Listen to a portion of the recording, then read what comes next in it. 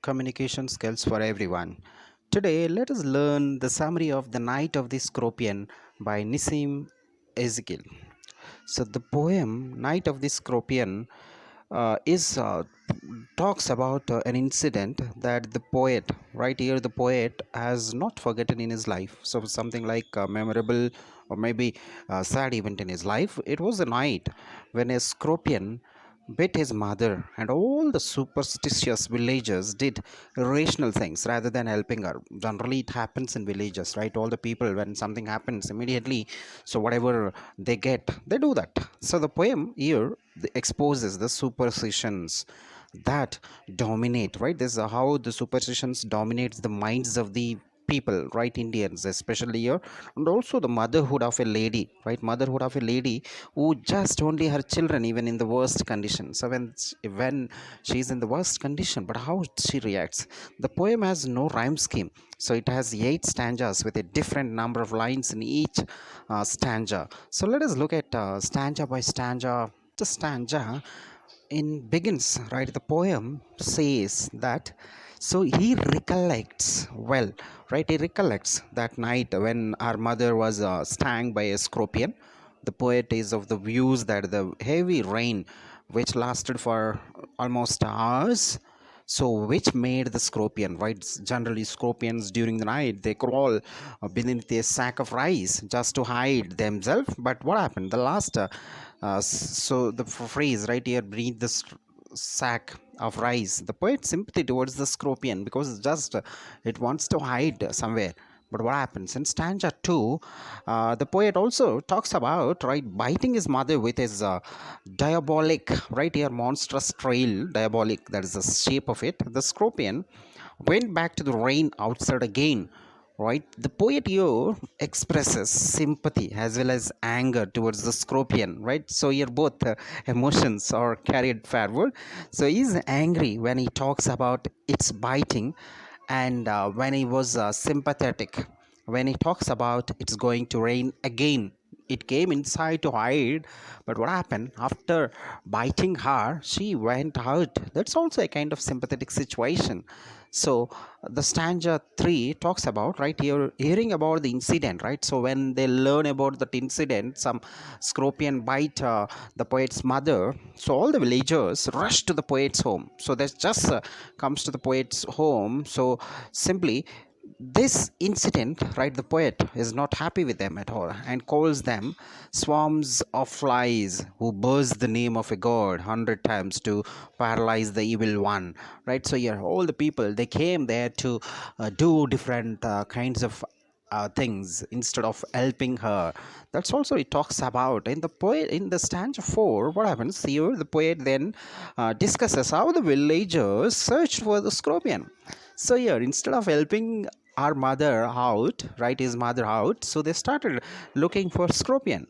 So the poet also says that villagers began searching for the scorpion, and their shadows themselves seem to be like a giant scorpion on the mud baked walls. So when they are searching for the scorpion, so when we look at the shadows of the people, so it's look like giant scorpion.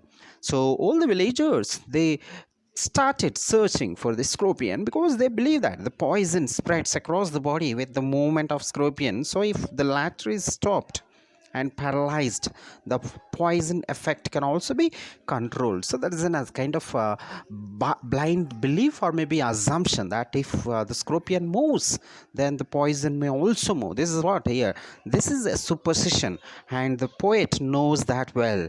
This is why, so the poet dislikes the coming of all the villagers to his home. So in this stanza it also talks about the Indianness that prevails in a number of other poems as well. So in this, right, it generally Nissim, he talks about Indianness, right? He talks about that also. That's what here. So in the stanza 5, having failed in finding the scorpion, they begin giving their own interpretation to the biting of the scorpion. So why it has started, so here they have come up with different opinions. Some of them said that this mother's sins which she committed in her previous birth, right? That is right, in as Hinduism, right, they have a kind of previous birth that also people bring into this, so it have been forgiven. And so other people also assumed that she is going to die and said that the pain that she is suffering from also will decrease the troubles in her next birth. So this is they come up with different opinions. Some people put forward that her good deeds will be balanced against her bad deeds because of the bite of the scorpion. So it's balanced, good and bad balanced. So in stanza 6, so some may say that, some others also said that the poison will purify and refresh. Right here, the poison, right, the poison of this scorpion purify the poet's mother. Right, this says refresh her flesh of desire and her spirit of ambition.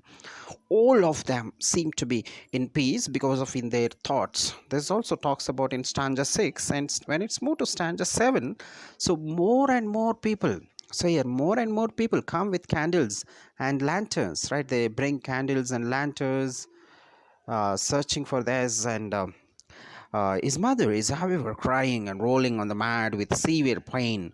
Here, when our poet's mother was getting pain, she was suffering, maybe you're crying, but the people, but nobody cares for her. Right, nobody worried about her pain except for his father, who is a septic rationalist.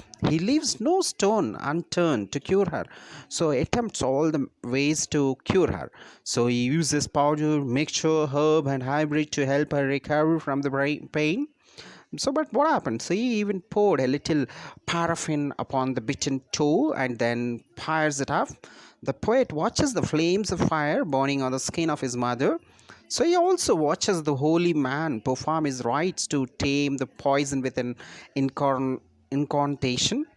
So here, this particular phrase refers to the superstitious people of his village who believe in rational methods to cure a person. So, poet's mother ultimately recovers from the poison after 24 hours.